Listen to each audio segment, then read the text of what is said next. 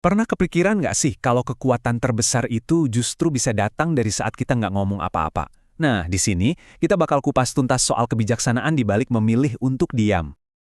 Oke, kita mulai dari pertanyaan ini.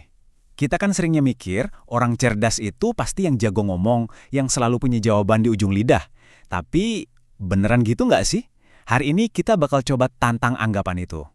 Nah, ini dia intinya. Pepatah ini bener-bener nunjukin sebuah kebenaran yang kuat. Kebijaksanaan sejati itu bukan soal seberapa banyak ilmu yang kita punya, tapi soal kecerdasan buat tahu kapan waktunya kita tutup mulut. Ini soal memilih momen, bukan cuma sekedar memilih kata-kata.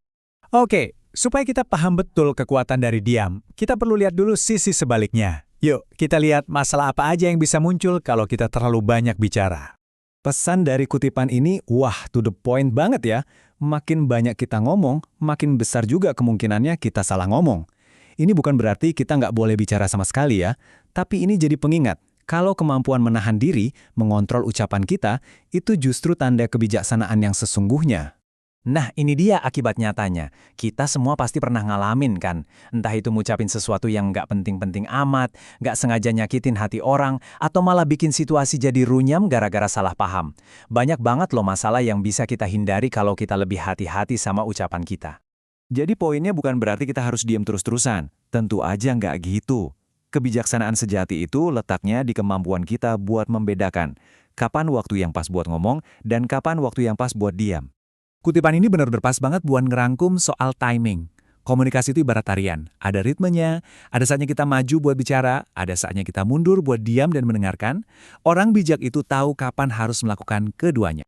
Coba deh kita lihat perbandingan ini. Bicara itu penting, jelas, apalagi buat menyampaikan kebenaran. Tapi, lihat deh sisi diam. Ternyata alasannya lebih banyak. Buat benar-benar dengerin orang lain, buat mendinginkan suasana yang lagi panas, atau buat mencegah perdebatan yang nggak ada gunanya. Jadi, diam itu bukan cuma nggak ada suara, tapi itu adalah alat strategis yang ampuh banget.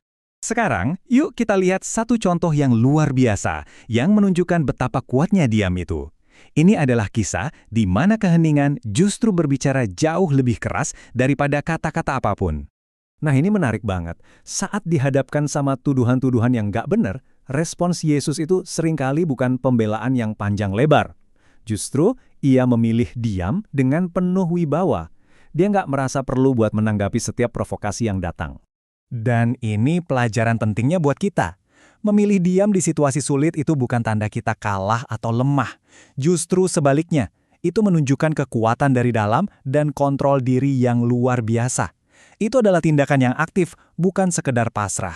Oke, teorinya udah dapat. Sekarang, gimana caranya kita menerapkan ini di kehidupan kita sehari-hari? Yuk, kita pakai sebuah perumpamaan yang gampang dibayangin. Coba bayangin sejenak. Bejana ini tuh ibarat orang yang nggak bisa ngontrol omongannya. Kena guncangan sedikit aja, entah itu diprovokasi atau lagi stres, kata-katanya langsung tumpah keluar gitu aja, tanpa dipikirin. Nah, sebaliknya, ini gambaran orang yang bijaksana. Meskipun ada guncangan dari luar, di dalam dirinya tetap tenang dan stabil. Kata-kata mereka, ibarat air di dalam bejana itu, tetap terkendali, dikeluarkan hanya kalau perlu dan dengan tujuan yang jelas. Terus gimana caranya biar kita bisa jadi bejana yang stabil itu? Coba dilatih 3 langkah praktis ini. Pertama, biasakan ambil jeda buat mikir sebelum ngomong. Kedua, saat orang lain bicara, dengarkan buat memahami, bukan cuma buat nyari celah menjawab. Dan ketiga, latih keberanian buat menahan diri saat kamu tahu itu pilihan yang terbaik. Pada akhirnya, inilah inti dari semua ini. Kata-kata yang kita tahan, argumen yang kita hindari, momen hening yang kita berikan untuk mendengarkan. Semua itu adalah cerminan kebijaksanaan yang sama kuatnya, bahkan mungkin lebih kuat daripada pidato yang paling hebat sekalipun. Sebagai penutup, saya mau tinggalkan satu pertanyaan buat Anda renungkan. Coba pikirkan interaksi Anda hari ini. Mungkin ada satu momen di mana memilih untuk diam bukan cuma pilihan yang baik, tapi pilihan yang paling bijaksana. Terima kasih sudah menyimak.